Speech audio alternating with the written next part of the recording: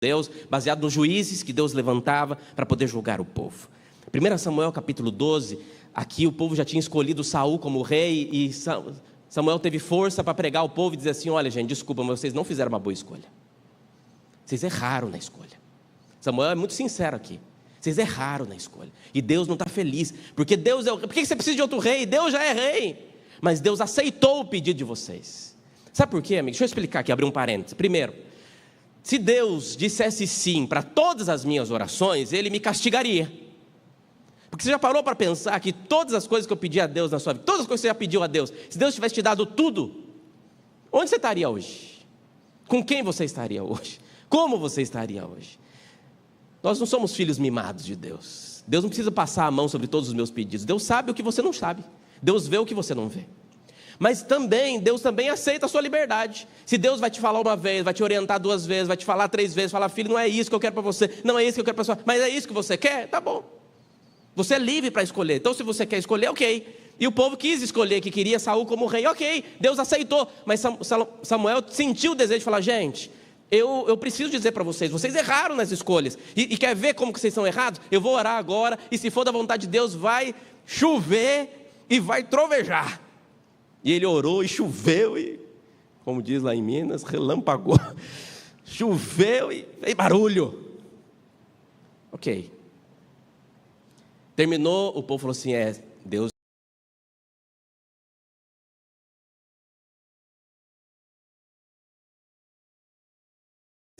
está... Mas você é um profeta de Deus, Samuel. Por favor, não para de orar por nós, não. E aí Samuel responde. Tem como colocar na tela esse texto? 1 Samuel 12, 23. Olha a resposta de Samuel para este pedido do povo, dizendo: ore por nós. Olha o que ele diz: quanto a mim, longe de mim, que eu faça o quê? Que eu peque contra o Senhor, deixando de orar por vocês. Antes vos ensinarei o caminho bom e direito. Que frase, hein? Que frase! Eu pecaria, para Samuel, um profeta, ele está dizendo assim: eu vou pecar contra Deus se eu parar de orar por vocês. Ele estava aqui entendendo que a oração, deixar de orar por alguém é um pecado. De tão forte, um líder de Deus dizendo sobre este tema. Forte, né?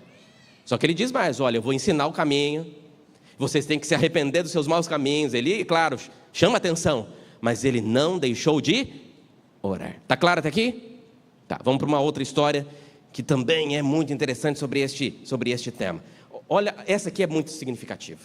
Olha o que diz Gênesis capítulo 18. Será que a oração salva? Estamos tentando responder esse texto. Eu acabei de ler que nós não podemos deixar de orar. Estaremos pecando se deixarmos de orar, conforme diz Samuel. Agora o que diz Gênesis 18, versículo 22. Vou ler com você aqui. Aqui Deus anuncia para Abraão que vai destruir uma cidade. Na verdade 2 cidades. Como é que chamava a cidade? Sodoma e Gomorra. E Abraão sabia que ali tinha um seu sobrinho, Ló. E ele ora e intercede por Ló. Olha o que diz o verso 22.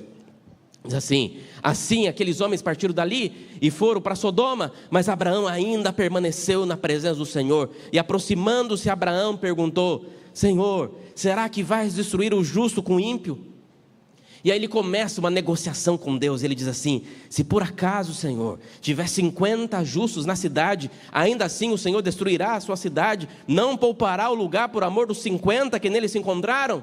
Longe de ti fazeres tal coisa, matar o justo com o ímpio, como se o justo fosse igual ao ímpio. Longe de ti, será que o juiz de toda a terra não faria justiça? Então o Senhor disse: se eu encontrar 50 na cidade, eu vou poupar a cidade inteira pelo amor aos 50.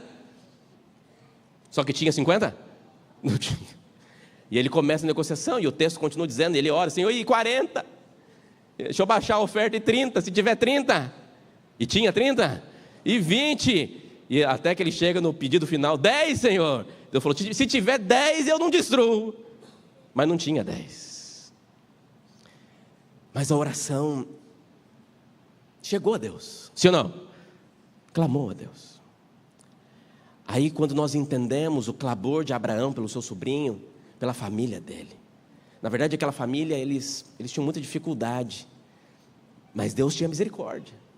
E aí quando nós chegamos no capítulo 19, nós sabemos que os anjos que estavam ali foram até Sodoma para falar, para encontrar com Ló. Olha o que diz o texto, capítulo 19, verso 1, ao anoitecer, os 2 anjos chegaram a Sodoma. O verso 33 diz que quando acabou de falar com Abraão, o Senhor se retirou e Abraão voltou para onde estava antes. Mas ao anoitecer, os 2 anjos chegaram a Sodoma, e Ló estava sentado junto ao portão da cidade, e quando viu os anjos, levantou-se, indo ao encontro dele. E aí nós conhecemos a história dos anjos na cidade, tentando de todas as maneiras fazer para tirar Ló e sua família dali. Mas olha, o que me chama a atenção é o versículo 29, olha o que diz o versículo 29, diz assim: assim, quando destruiu as cidades da campina, Deus se lembrou de Ló.